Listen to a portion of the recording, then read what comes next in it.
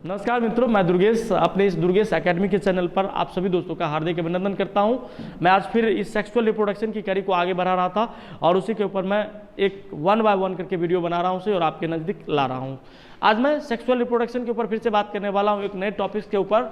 आज मैं देखता हूँ आपके लिए क्या लाया हूँ, सही है। आज फिर मैं इसके ऊपर दिखा रहा हूँ, सही है, डिफरेंस बता रहा हूँ, अंतर बता रहा हूँ कि किन के ऊपर आप अंतर देख रहे हैं। एक्सटर्नल फर्टिलाइजेशन, बाह्य निषेचन, नीचे लिखा हुआ बाह्य निषेचन, एक्सटर्नल फर्टिलाइजेशन, और दूसरा होता है इंटरनल फर्टिलाइजेशन। इंटरनल फर्टिलाइजेशन, यही दो टॉपिक्स है। इन दो टॉपिक्स के ऊपर मैं बात करूंगा। एक को कहते हैं इनविट्रो, इनविट्रो भी बोला जाता है, इनविट्रो, और दूसरा देखेंगे तो इनको कहते हैं इनविवो।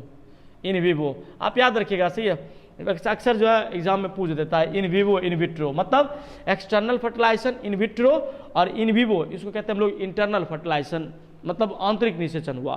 कहने का मतलब ये हुआ कि जो जीव निषेचन जो है बॉडी के बाहर करता है, जिनका अंडाणु और शुक्राणु का निषेचन बॉडी के बाहर होता है, शरीर के बाहर होता है, वैसे जीव जो है एक्सटर्नल फर्टिलाइजेशन के लिए रिस्पॉन्सिबल होते हैं। और वैसे जीव जिनका निषेचन बॉडी के अंदर होता है, मतलब बॉडी के अंदर ही वो निषेचित कर लेता है अंडाणु और शुक्राणु को, तो ऐसे जीव जो है वो इंटरनल फर्टिलाइजेशन करते हैं, मतलब आंतरिक निषेचन के लिए रिस्पॉन्सिबल होते हैं। यही चीज़ मैं बता रहा था। इसी को इनविट्रो और इनविवो कहते हैं। इनविट्रो एक्सटर्नल फर्टिलाइजेशन और इनविवो को हम लोग कहते हैं इंटरनल फर्टिलाइजेशन, जो बॉडी के अंदर जो है निषेचन करता है। आइए देखते हैं आगे फिर। तो कहने का मतलब एक्सटर्नल फर्टिलाइजेशन क्या है वो मैंने बताया, इंटरनल फर्टिलाइजेशन आंतरिक निषेचन क्या होता है वो मैंने बताया आपको, सही है। अब देखिएगा एक्सटर्नल फर्टिलाइजेशन के लिए अगर मैं पहले बात करूं, सबसे पहला तो यह युग्मक संलयन बाह्य माध्यम में होता है। आप देखेंगे मेढक देख लीजिए, मेढक एक ऐसा जीव है जिसमें देखिएगा जब मेल और फीमेल कॉपुलेशन करता है तो मेल जो है फीमेल के बॉडी पर ओवरलैप हो जाता है, सही, और ओवरलैप होता है जिसकी वजह से क्या होता है फीमेल का योनि खुल जाता है, सही, वेजाना खुल जाता है और उसी के रास्ते जो है अंडाणु बाहर निकलने लगता है। और अंडाणु बाहर निकल जाता है और मेल उसके ऊपर जब ओवरलैप रहता है तो वह क्या करता है स्पर्म बाहर में छोड़ते चलता है, सही है। तो स्पर्म जब बाहर में छोड़ते जाता है तो उसी समय जो है तदनुपरांत उसी समय आप देखिएगा कि अंडा का निषेचन होते जाता है। मेढक की मैं बात कर रहा हूँ स्पेशली। तो जैसे भी जो जीव हों जो एक्सटर्नल फर्टिलाइजेशन करता है, सही, उन सारे जीव में यही कंडीशन होता है। तो यह युग्मक संलयन बाह्य माध्यम होता है, बाहरी किसी माध्यम में से युग्मक संलयन कर लेता है। जैसे पानी उनी में देखेंगे मेढक रहता है तो इस तरह से संलयन करके अपना जीव संख्या को बढ़ाता है। वहीं देखेंगे इंटरनल फर्टिलाइजेशन में, तो ये इंटरनल फर्टिलाइजेशन में आंतरिक निषेचन में यह युग्मक संलयन की आंतरिक माध्यम की विधि है, सही है। बॉडी के अंदर जीव जो है अपना निषेचन कर लेता है और बॉडी के जीव निषेचन बॉडी के अंदर करके, सही है, जीव अपनी संख्याओं को बढ़ाता रहता है। जीव अपने मतलब प्रजनन दर को बढ़ाता है, गुणन दर को बढ़ाते रहता है, तो बॉडी के अंदर वो प्रजनन करता है।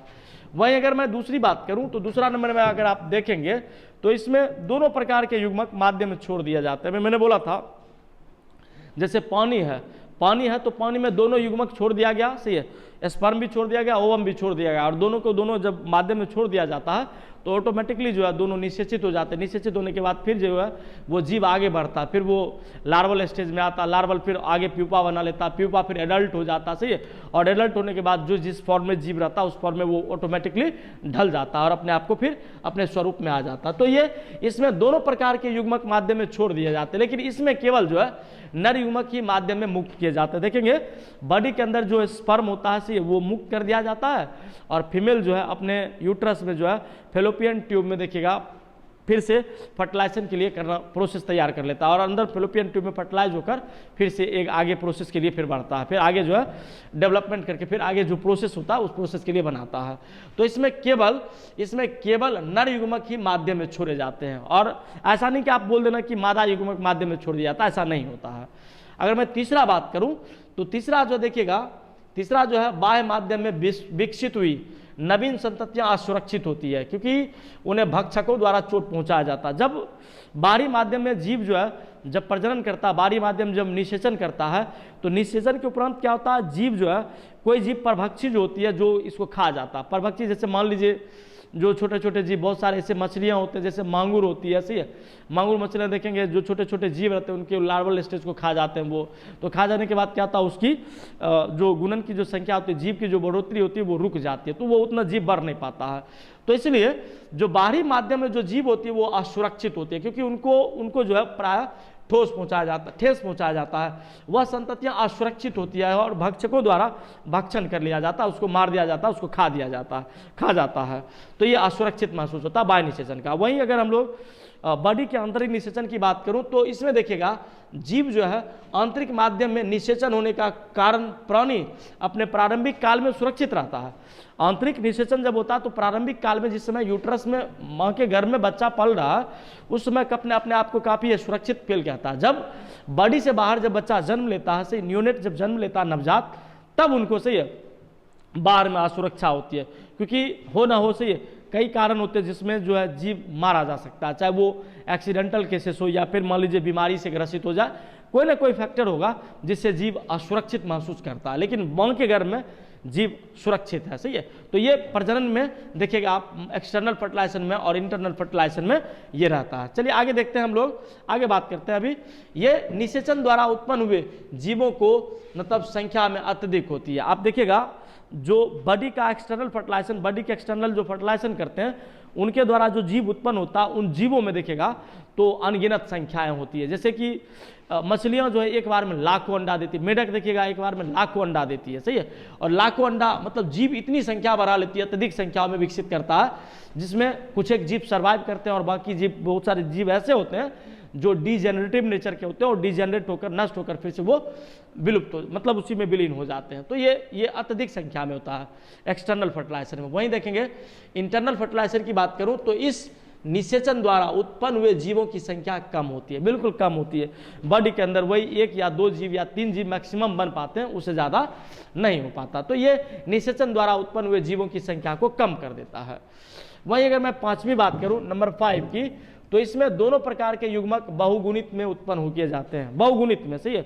मल्टीपल में देखिएगा, मल्टीपल में जीव जो है उत्पन्न करता है, अपने आप को बहुत संख्या में उत्पन्न करता है, और मल्टीपल स्ट्रक्चर में बहुगुणित, बहुगिनती की मैं बात मतलब कर रहा था। अगर वैसे देखा जाए तो यहाँ बहुगिनती लिखा हुआ, सही है। बहुगिनती मतलब अधिक संख्या में, फिर वही बात, मतलब जीव जो है काफी अधिक संख्या में, बहुत अधिक संख्या में जीव अपने आप को प्रजनन के दरमियान, फर्टिलाइजेशन निषेचन के दरमियान उत्पन्न करता है, बहुत सारा संख्या में।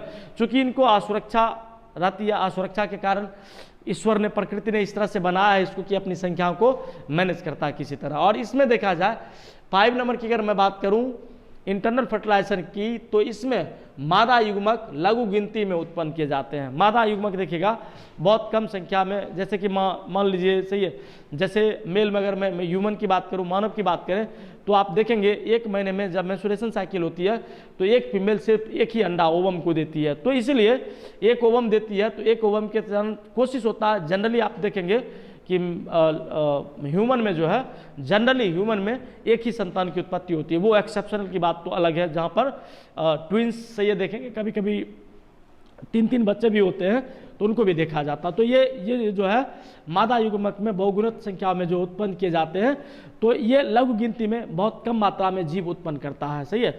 तो इस प्रकार मैं भी बता रहा था कि जीव किस तरह से इंटरनल फर्टिलाइजेशन करता है और किस तरह से एक्सटर्नल फर्टिलाइजेशन करता है, दोनों में क्या अंतर होता है, इसके ऊपर मैं ओवरऑल चर्चा कर रहा था। अगर आप किसी भी प्रकार की दिक्कत हो तो आप हमसे बात करिए, हमारे YouTube चैनल पर जाकर आप हमें कमेंट कर सकते हैं, सही है। मैं कमेंट का फिर जवाब दूंगा, सही है। आपके हर एक प्रश्न का मैं बेसब्री से इंतजार करता हूं। अगर आप पूछते हो तो उसका जवाब दूंगा, जरूर दूंगा, सही है। आप पूछिए। फिर से मैं ये कहना चाहता हूं कि अगर आप मेरे इस YouTube चैनल पर नए हैं तो कृपया इस YouTube चैनल को सब्सक्राइब करना ना भूलें और बेल आइकन को प्रेस करना ना भूलें, ताकि आने वाले हर एक नोटिफिकेशन आप तक आसानी से पहुंच जाए, आप इस वीडियो को देख पाएँ। वैसे आप इस चैनल को देखते हैं, सही है, मुझे भी बहुत मजा आता है और आपको भी जानकारियों का खजाना मिलता है। आप अगर फिर से मैं कह रहा हूँ से आप देखते हैं तो लाइक करना भी ना भूलें, लाइक भी करें और दोस्तों को शेयर करना भी ना भूलें, और अधिक से अधिक सही है सब्सक्राइबर को भी जोड़ें, ताकि उनको भी इस चीज़ का लाभ मिल पाए। फिर से मैं बहुत बहुत धन्यवाद देता हूँ। Thanks for watching. आप इस तरह से देखते हैं इस वीडियो को। Thank you so much. Thanks for watching.